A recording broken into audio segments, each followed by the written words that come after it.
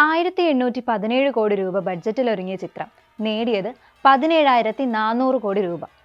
ചരിത്രത്തിൽ ഏറ്റവും കൂടുതൽ കളക്ഷൻ നേടിയ ഹൊറർ സിനിമ. യഥാർത്ഥ സംഭവങ്ങളെ അടിസ്ഥാനമാക്കിയിട്ടുള്ള കഥകൾ പറയുന്ന ഹൊറർ ഫ്രാഞ്ചൈസിയിലെ അവസാന ചിത്രം ഈ വർഷം പുറത്തിറങ്ങുകയാണ്.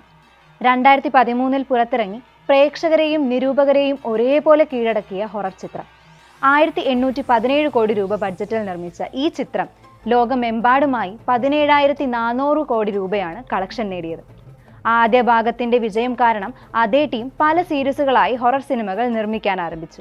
ഒരു ദശാബ്ദത്തിലേറെയായി പ്രേക്ഷകരെ ഭയപ്പെടുത്തിയ പരമ്പരയിലെ അവസാന അധ്യായം ഈ വർഷം പുറത്തിറങ്ങുകയാണ്. മറ്റൊന്നുമല്ല, ദ കോൺജറിംഗ് യൂണിവേഴ്സ് ആണ്. ജെയിംസ് വാൻ സംവിധാനം ചെയ്ത് 2013 പുറത്തിറങ്ങിയ ഹോളിവുഡ് ഹൊറർ ചിത്രമാണ് ദ കോൺജറിംഗ്. ഈ ചിത്രം ആളുകളെ ഭയപ്പെടുത്തുക മാത്രമല്ല, ഭയത്തിന്റെ നിർവചനം തന്നെ പുനർനിർമ്മിച്ചു. പ്രശസ്ത പാരാനോർമൽ ഗവേഷകരായ എഡ്, ലൊറൈൻ വാരൻ എന്നിവർ അന്വേഷിച്ച യഥാർത്ഥ കേസുകളെ അടിസ്ഥാനമാക്കി ഹോളിവുഡിലെ ഏറ്റവും വിജയകരമായ ഹൊറർ ഫ്രാഞ്ചൈസിയായ ദി കോൺജറിംഗ് യൂണിവേഴ്സിന് ജന്മം നൽകിയ സിനിമയാണിത്. ചിത്രത്തിന്റെ സസ്പെൻസ് ഹൊറർ കഥാഗതി പെട്ടെന്നാണ് പ്രേക്ഷകരെ ആകർഷിച്ചത്. ഇന്ത്യൻ സിനിമാ പ്രേമികൾക്കിടയിൽ വളരെ വേഗത്തിൽ ഒരു ആഘാതം സൃഷ്ടിക്കാൻ ചിത്രത്തിന് കഴിഞ്ഞിട്ടുണ്ട്. ആദ്യ ചിത്രത്തിന്റെ ജനപ്രീതി വളരെ വലുതായിരുന്നു. അതിനാൽ തിയേറ്ററുകളിൽ ടിക്കറ്റ് കണ്ടെത്തുക എന്നത് ടാസ്ക് ആയിട്ട് മാറിയിട്ടുണ്ടായിരുന്നു. ആഗോളതലത്തിൽ ബോക്സ് ഓഫീസിൽ ഇത് 2,650 കോടി രൂപ കടന്നു. പിന്നീട് സ്പിൻ ഓഫുകളും തുടർഭാഗങ്ങളും വന്നു.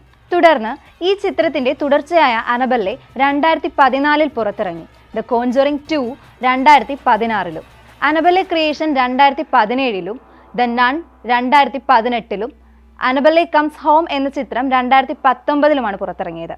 2021 പുറത്തിറങ്ങിയ the conjuring the devil made me do it എന്ന ചിത്രം ഒരു യഥാർത്ഥ കൊലപാതക കേസിനെ അടിസ്ഥാനമാക്കിയിട്ടുള്ളതാണെന്ന് പറയപ്പെടുന്നുണ്ട്. ദ നൺ 2 2023 പുറത്തിറങ്ങി ഓരോ സിനിമയും പ്രേക്ഷകരെ വേട്ടയാടാൻ അതിൻ്റെതായ വഴി കണ്ടെത്തിയിട്ടുണ്ട്.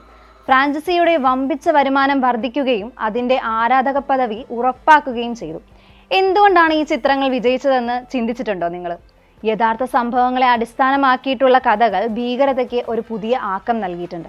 എഡിന്റെയും ലൊറൈൻ വാരന്റെയും കേസ് ഫയലുകൾ ഫ്രാഞ്ചൈസിയുടെ നട്ടെല്ലായി മാറി. അമാനുഷികതയെ അസ്വസ്ഥമാക്കുന്ന തരത്തിൽ യാഥാർത്ഥ്യ ബോധമുള്ളതാക്കുന്നു. ഹൊറർ എന്ന വിഭാഗം ഒരിക്കലും മങ്ങുന്നില്ല എന്നൊരു കാര്യം കൂടി ഇത് തെളിയിക്കുകയാണ്.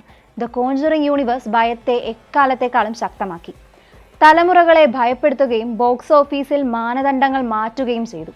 ഒരു ദശാബ്ദത്തിലേറെ നീണ്ട പേടി സ്വപ്നങ്ങൾക്ക് ശേഷം ഇതിഹാസം അവസാനിക്കാൻ ഒരുങ്ങുകയാണ് ദ കോൺജറിംഗ് യൂണിവേഴ്സിന്റെ അവസാന അധ്യായം.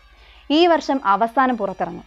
ഭയത്തെ ഒരു കലാരൂപമാക്കി മാറ്റിയ ലോകത്തോടുള്ള വിടവാങ്ങലായി ഇരുട്ടിലേക്ക് അവസാനത്തെ തവണ കൂടി വീഴാൻ ആരാധകർ തയ്യാറെടുക്കുകയാണ്.